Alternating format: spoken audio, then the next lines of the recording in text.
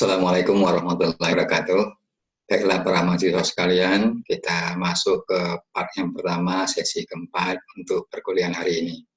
Hari ini kita akan membahas tentang apa yang kita kenal dengan virus atau virus.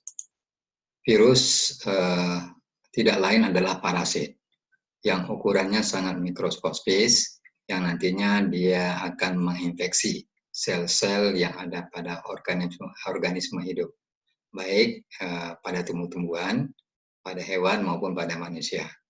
Nah, apa yang kita kenal dengan virus itu atau virus, kita lihat sedikit ciri-ciri ataupun karakteristik yang membedakan virus dengan mikroorganisme lainnya. Pertama, jelas virus bersifat parasit obligat. Artinya virus ini hanya dapat bereproduksi, dapat memperbanyak dirinya atau mereplikasi dirinya dalam material-material yang hidup, atau dia harus masuk ke dalam inangnya dulu, ke dalam sel-sel hidup. Di sana dia nanti akan melakukan proses reproduksi. Yang kedua, mengandung sejumlah kecil asam nukleat. Jadi ada substansi kehidupan, unsur kehidupan yang ditemukan di dalam masing-masing virus. Jadi virus salah satunya dimiliki nanti ada DNA-nya atau ditemukan adanya RNA. Tetapi tidak pernah ditemukan kedua-dua ini, DNA maupun RNA yang berada dalam satu jenis virus. Yang ketiga, tidak memiliki perlengkapan selular. Jadi tidak sama halnya dengan bakteri ataupun jenis-jenis mikroorganisme lainnya. Sehingga untuk bereproduksi dia harus tergantung dengan seluler ataupun organel-organel yang terdapat pada sel inangnya. Makanya disebut dengan aselular. Yang keempat, virus masuk dalam kelompok metaorganisme. Artinya dia memang secara ciri-ciri kehidupan dia tidak masuk ke dalam benda hidup, ataupun dia tidak juga dikatakan sebagai benda mati. Jadi di antara kehidupan, hidup dan mati. Kelima, ukurannya jauh lebih kecil, jauh lebih halus, jauh lebih mikroskopis dibandingkan dengan bakteri. Keenam, berupa semacam hablur. Karena dia sangat halus, dia berbentuk debu atau hablur, mengkristal, dan bentuknya sangat bervariasi di antara satu jenis dengan jenis lainnya. Strukturnya sangat sederhana. Nah, untuk proses sintesis protein nantinya, untuk pembentukan protein, maka virus nantinya menggunakan ribosom yang ada pada sel inangnya. Yang kesembilan, cirinya adalah umumnya kebanyakan virus merugikan. Dibandingkan dengan bakteri, ternyata bakteri kebanyakan atau mayoritas bakteri itu sangat menguntungkan bagi makhluk hidup lainnya. Tapi di virus kebanyakan atau mayoritasnya adalah merugikan. Kita lihat yang kedua mengenai morfologinya. Bagaimana bentuk dari virus itu sendiri. Nah, secara umum virus dibangun atas 3 bagian atau komponen. Pertama ada kepala, kedua ada inti, ketiga ada bagian ekornya. Nah, di bagian kepala biasanya terbentuk oleh kapsid. Apa itu kapsid? Tidak lain adalah monomer. Jadi kapsid itu adalah monomer yang berantai polipeptida. Jadi dibangun atas susunan polipeptida yang identik satu sama lainnya. Sehingga dinamakan nantinya dengan kapsomer. Kapsid gunanya tidak lain untuk melindungi asam nukleat yang berada di bagian intinya atau bagian kepala nantinya yang ada di dalam virus. Kapsid selain itu juga nantinya membantu di dalam memberi bentuk pada virus itu sendiri. Pada beberapa jenis virus kita temukan kapsid nantinya dibungkus oleh selubung atau viral envelope yang terbentuk dari fosfolipid dan protein dari sel inang serta dibantu dengan protein dan glikoprotein dari virus itu sendiri. Jadi tidak semua virus ditemukan adanya envelope. Yang kedua adalah bagian inti. Inti merupakan material genetik berupa asam nukleat. Salah satunya nanti ditemukan ada DNA atau RNA.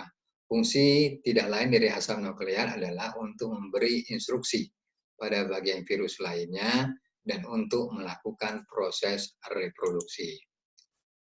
Jenis-jenis asam nukleat di dalam virus itu dikenal ada 4. Ada DNA pita ganda yang nantinya berbentuk linear, atau ganda atau double DNA. Kemudian ada DNA pita tunggal, single DNA. kemudian ada RNA, ribonukleik asid pita ganda, dsRNA, kemudian RNA pita tunggal, ssRNA. Nah, di bagian yang ketiga, kita kena ada ekor. Ekor tidak lain adalah bagian yang terdiri dari tabung bersumbat yang dilengkapi dengan serabut halus. Fungsinya untuk menancapkan tubuh virus pada sel-sel yang akan diinfeksinya atau dimasukinya. Ini sebelah kanan bisa Anda lihat contoh dari beberapa jenis virus. Ada adenovirus, ada kapsidnya di sana, ada kapsomernya, ada DNA dibangun atas DNA. Kemudian pada HIV retrovirus, penyebab penyakit HIV, ini ada RNA cuma ditemukan, ribonukleik asid, kemudian ada kapsid, ada pembungkus virusnya, dan yang lainnya. Ini bentuk-bentuk virus secara umum dibagi ada 4 bentuk, atau morfologinya ada bentuk batang, ada bentuk polihidris, ada bentuk bola, bulat atau bundar, ada bentuk huruf T atau bentuk T. Nah, ini jenis-jenisnya yang merupakan variasi dari keempat jenis tadinya. Bisa berbentuk bulat, bisa berbentuk batang, atau bisa bentuk lainnya. Nah, kemudian kita lihat sedikit pengklasifikasian dari mikroorganisme virus ini. Jadi penamaannya berdasarkan ICTV, yaitu International Committee on the Taxonomy of Virus. Di sana dijelaskan bahwa virus ini masuk dalam kelompok famili Picornaviridae. Genusnya genus Enterovirus, spesiesnya nanti bermacam-macam bergantung dari jenis virus yang kita amati. Ada poliovirus, ada human immunovirus, kemudian macam-macam ada coronavirus dan sebagainya. Nah, di dalam mengklasifikasikan virus, orang mengenal ada 3 pengelompokan virus berdasarkan satu, ada yang mengelompokkan berdasarkan sel inangnya.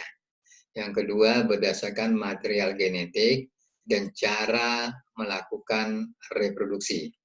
Yang ketiga ada juga pembagiannya berdasarkan klasifikasi secara lengkap. Nah, kalau berdasarkan material genetik dan cara reproduksi, makanya Baltimore membagi virus itu atas 6 kelompok. Ada kandungan materialnya ada NUG, atau berdasarkan unit ganda, utas ganda, ada NUT, ada NUTAS tunggal yang positif, ada utas tunggal yang negatif, ada ARN, utas tunggal yang negatif, dan sebagainya. Jadi ini contoh-contoh kandungan asam nukleat yang ditemukan di dalam berbagai jenis virus. Sehingga nantinya dasar inilah yang kita gunakan di dalam mengklasifikasikan atau mengelompokkan jenis-jenis virus. Yang kedua, berdasarkan kandungan asam nukleatnya saja atau berdasarkan material genetik, ada juga Baltimore membagi atas 7 kelompok.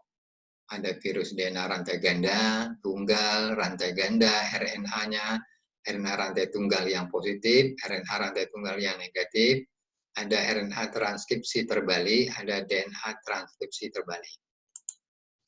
Ini klasifikasi secara lengkap. Baltimore membagi kelompokan virus berdasarkan tipe asam nukleatnya, berdasarkan simetri kapsidnya, berdasarkan ada tidaknya sampul atau envelope untuk virus itu, berdasarkan ukuran dari virus yang kita amati, berdasarkan jumlah kapsomernya.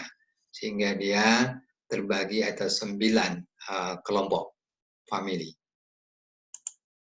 Saya rasa demikian untuk part yang pertama di